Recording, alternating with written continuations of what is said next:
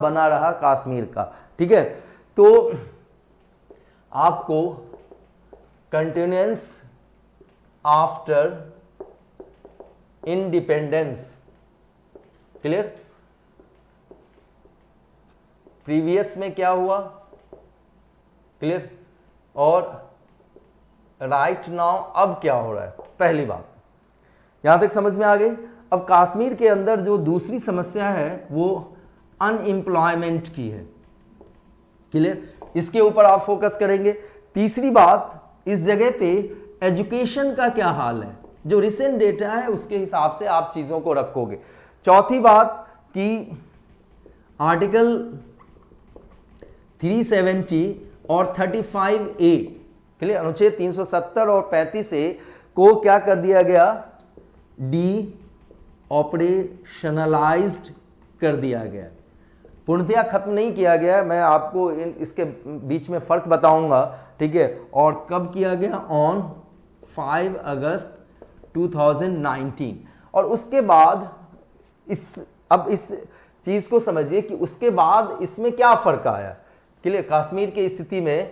यहां पर देखिए कि समझना कि सिक्योरिटी से संबंधित क्या मुद्दे हैं, इसी को आप आईआर से भी जोड़ेंगे कि ओआईसी ने क्या किया, ठीक है, अलग अलग देशों का क्या रुख रहा है इसके बारे में, क्लियर, और भारत सरकार यहां पर, ठीक है, डेवलपमेंट के पर्पज से क्या चीजें कर रही है, क्लियर। इन सारे बिंदुओं के ऊपर आपको क्या करना पड़ेगा, गौर करना पड़ेगा जब हम 5 अगस्त 2019 के बाद से हालात देखें। कहां के, तो कश्मीर के मुद्दे ये हैं। आप जबकि क्या पढ़ रहे होंगे, स्टोन पेल्टिंग इंसिडेंट्स क्या हुई है कश्मीर के अंदर। अब देखिए इसके बाद हमें जो डिस्कस करना है वो क्या करना है, arm forces special power act के बारे में, क्लियर। अब देखिए कश्मीर के बारे में सरकार की क्या नीति है, पॉलिसी टुवार्ड्स कश्मीर। नेक्स्ट आप ये देखें कि steps taken by present government. तो अभी के सरकार ने क्या कदम उठाए हैं इसके मामले में, ये चीज आपको पढ़ने की जरूरत पड़ेगी। और what should be done in the future, clear. जो लास्ट पॉइंट होगा वो क्या होगा, what should be done in the future, आगे सरकार को क्या करना चाहिए। यानी कि आप क्या करोगे अंत में, जब आप ये बताओगे कि क्या किया जाना चाहिए तो आप वे आउट बताएंगे, क्लियर। और एक इंसान जो एडमिनिस्ट्रेटिव पोस्ट पे होगा वो प्रैक्टिकल सॉल्यूशन देने की बात करेगा, ध्यान देना। तो आपको अंत में क्या बताना है कि what should be done in future, clear. भविष्य में क्या करना है ये आपको बताने की क्या पड़ेगी, जरूरत पड़ेगी, क्लियर। यहां तक बात समझ में आ गई आपको। अब देखिए नेक्स्ट जो मुद्दा हमारे सामने होता है ये समझने की जरूरत है, और वो मुद्दा क्या होता है कि हमारा सोर्स क्या होना चाहिए। There is a multiple sources there to read polity, clear. अब ये समझिए कि मैं आपको अभी बताने जा रहा हूं कि कोई भी किताब आप क्यों पढ़ें और क्यों नहीं पढ़ें, क्लियर। क्या जो पॉपुलर किताबें हैं वो ही मायने रखती है या उससे परे हमें जाने की ज़रूरत है, सोचने की ज़रूरत है, क्लियर। लेकिन इतनी बात तो तय है कि आपको अपने सोर्सेज को, ध्यान देना, आपको अपने सोर्सेज को क्या रखना पड़ेगा, मिनिमम रखना पड़ेगा, कम से कम रखना पड़ेगा।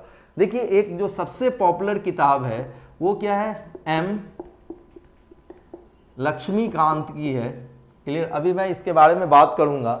दूसरी किताब है डी बासु की, और तीसरी किताब है आपकी सुभाष कश्यप की। किसकी, सुभाष कश्यप की। तो सबसे पहले समझें कि हमें रिसोर्सेज को कम से कम रखना है।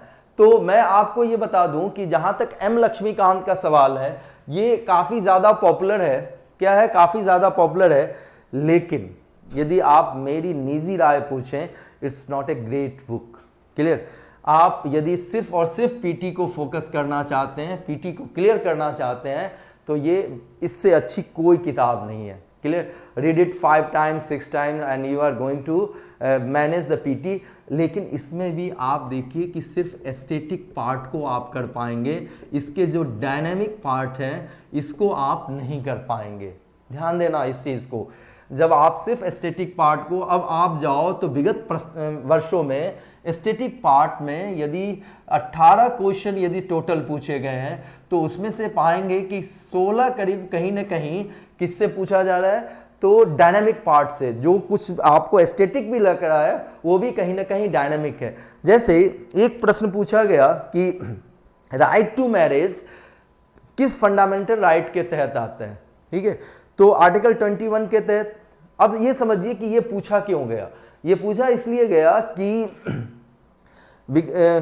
विगत वर्षों में ऐसा हुआ कि एक केरल के अंदर हादिया का केस हुआ था, जिसमें कि हिंदू और मुस्लिम, एक जो हिंदू लड़की थी उसने मुस्लिम लड़के के साथ शादी कर ली थी, और उसके बाद ये काफ़ी कंट्रोवर्सी हुआ, और ये अंततः केस कहाँ पहुँचा, तो सुप्रीम कोर्ट में पहुँचा, और सुप्रीम कोर्ट ने ये फैसला दिया कि आर्टिकल 21 के तहत राइट टू मैरिज क्या है, राइट टू लाइफ के तहत आता है। बात को समझिए इस चीज़। तो अब ये प्रश्न पूछा गया, तो इसके पीछे कारण क्या है, क्योंकि ये चर्चा में रही है, और हम और आप क्या समझ रहे हैं कि ये एस्थेटिक पार्ट है, लेकिन ऐसा कुछ भी नहीं है।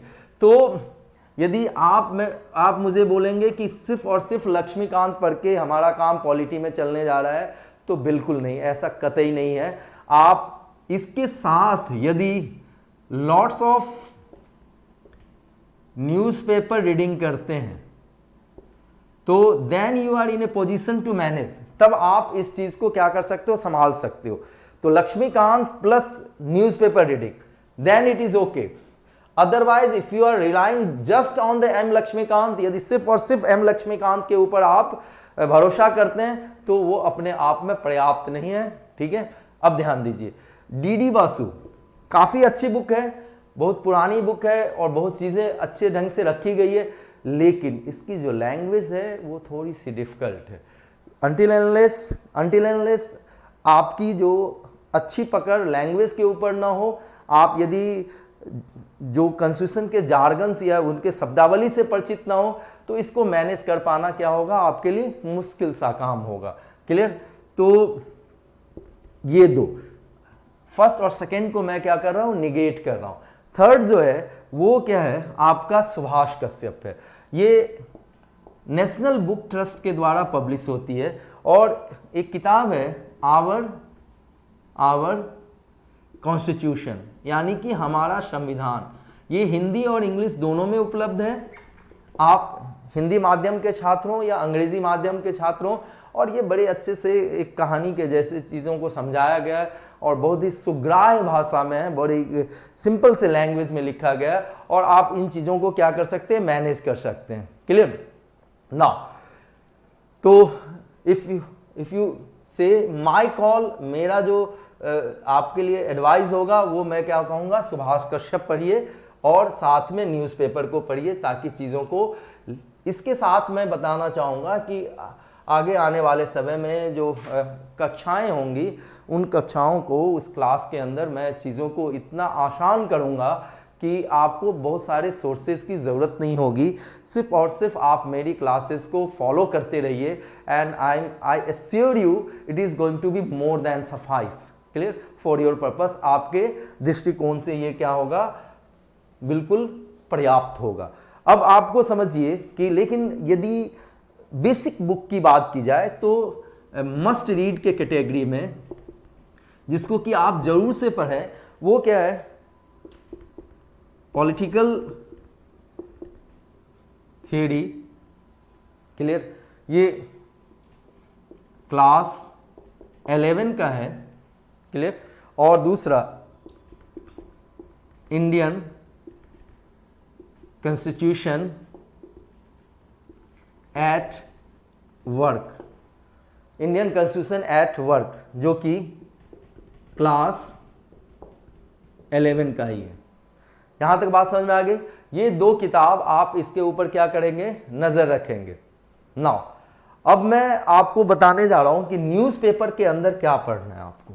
ठीक है, न्यूज़पेपर के अंदर क्या पढ़ना है। सबसे पहले और मैं पॉलिटी के लिहाज से अभी बता रहा हूँ, ठीक है, पूरे के पूरे करंट अफेयर्स के लिहाज से आपको नहीं बता रहा हूँ। सबसे पहले मंडे टू सैटरडे, यानी कि सोमवार से लेके शनिवार तक आप क्या पढ़ेंगे, द हिंदू का एडिटोरियल्स, क्लियर। नाउ इसके बाद संडे के दिन इसमें क्या होता है, आता है FAQs, frequently asked question, clear. अब देखो कि हाल फिलहाल में अभी पिछले 2 हफ्ते से मैं देख रहा हूं द हिंदू के अंदर, क्लियर, एक प्रोफाइल करके भी चीज़ें को रखा जा रहा है, क्लियर। और उसमें जो चर्चा में रहे हैं, जो घटनाएं चर्चा में रही है या कोई व्यक्ति चर्चा में रहा है, तो उसके बारे में विस्तार से होती है बात, क्लियर। इसके अलावा आपको करना क्या है कि the Indian express, clear, Indian express के अंदर सबसे पहले तो आप एडिटोरियल्स को पढ़ेंगे। अमूनन इसमें 3 एडिटोरियल होते हैं, फर्स्ट, सेकेंड, थर्ड, और कभी कभी 2 ही होते हैं, लेकिन आप ये ध्यान रखें, मैं मोटे तौर से आपको बता दूं कि पहला और दूसरा जो एडिटोरियल है वो आपके लिए क्या कर रहा है, काफ़ी मायने रख रहा है, क्लियर। लेकिन इससे भी जो बड़ी बात द इंडियन एक्सप्रेस के अंदर है वो क्या है, एक्सप्लेन्ड का पार्ट, क्लियर। ये बहुत ही खूबसूरत सा और नायाब सा मटेरियल है और प्रश्नोत्तर के रूप में इसमें सारी चीज़ें दी गई होती है। और इस चीज़ को यदि आप डेली डे पढ़ते हैं तो ना सिर्फ आपको एग्जामिनेशन के बहुत ही करीब ले जाएगा उसको क्लियर करने के, बल्कि आप चीज़ों को और बेहतर एनालाइज कर पाएंगे। तो FAQs और दूसरी तरफ जो कि द हिंदू के अंदर है और इंडियन एक्सप्रेस के अंदर एक्सप्लेन्ड जो पार्ट है वो बहुत ही मायने रखते हैं। और एक्सप्लेन पार्ट आप यदि कहें तो एडिटोरियल पेज के एक पहले या एडिटोरियल पेज के सेकंड पेज पे आपको ये मिल जाएगा अमूनन, क्लियर। अब देखिए कि अब मैं आपके साथ कुछ एक्सपीरियंस शेयर कर रहा हूं कि इंपॉर्टेंट आर्टिकल्स किसके किसके होते हैं, क्लियर, न्यूज़पेपर के अंदर। तो यदि पार्लियामेंट से संबंधित, क्लियर, कोई कंट्रोवर्सी हो, कोई विवाद हो, कोई चर्चा हो, तो नीरजा चंडोक की आर्टिकल आती है और ये किसके अंदर है, तो अमूनन आपको इंडियन एक्सप्रेस में दिखेगा ये, क्लियर।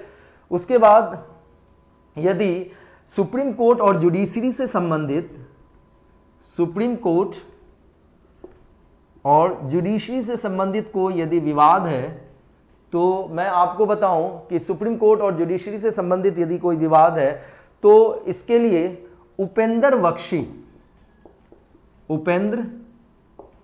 बख्शी की लेख होती है। अमूनन आपको इंडियन एक्सप्रेस के अंदर ये आपको क्या होगा, दिख जाएगा। चलिए और भी रिसोर्सेज की बात करें, ठीक है। और यदि इंडियन सेकुलरिज्म, क्लियर, भारत के पंथ निरपेक्षता के बारे में यदि आपको पढ़ना है, उससे संबंधित कोई विवाद है जो कि होता ही रहता है, ठीक है, तो वो आशुतोष वार्ष्णेय की आर्टिकल आती है और कॉन्स्टिट्यूशनल, ये भी आपको इंडियन एक्सप्रेस के अंदर दिखेगा अमूनन। कॉन्स्टिट्यूशनल कोई कंट्रोवर्सी है तो उसके ऊपर बहुत ही नायाब सा फैजान मुस्तफ़ा की लेख होती है और ये काफ़ी अच्छी लेख होती है और काफ़ी डेप्थ में चीज़ों को बताया जाता है। वो नालसर हैदराबाद के वाइस चांसलर हैं और अमूनन बहुत सारी चीज़ें वो अपने लेख में बहुत फाइनल इम्प्रिंट्स, जो छोटी छोटी जो बिंदुएं हैं उनके बारे में बताते हैं। तो ये काफ़ी अच्छा रहेगा आपके लिए। ये भी आपको इंडियन एक्सप्रेस या द हिंदू के अंदर दिख जाएगा। और एक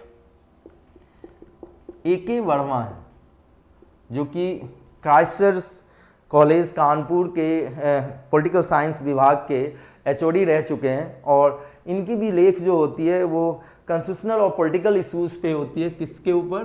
कॉन्स्टिट्यूशनल एंड पॉलिटिकल इश्यूज के ऊपर, ध्यान देना, इश्यूज के ऊपर ए वर्मा की आर्टिकल होती है और ये आपको किसमें मिलेगा? तो दैनिक जागरण में। क्लियर? किसमें? दैनिक जागरण में। तो आज हमने चर्चा की कि क्या चीज है ये पूरी की पूरी, और पूरी स्ट्रेटजी को समझा हमने, सिलेबस क्या है इसको समझा हमने, और इसके बाद हम आगे क्लासेस होगी और जो कि मैं समय समय पे अपडेट करता रहूँगा, उसमें हम और चीज़ों को, फाइनल इम्प्रिंट्स को समझेंगे। ठीक है, आज के लिए ओके, मैं आपसे विदा लेना चाहूँगा। धन्यवाद, बने रहना।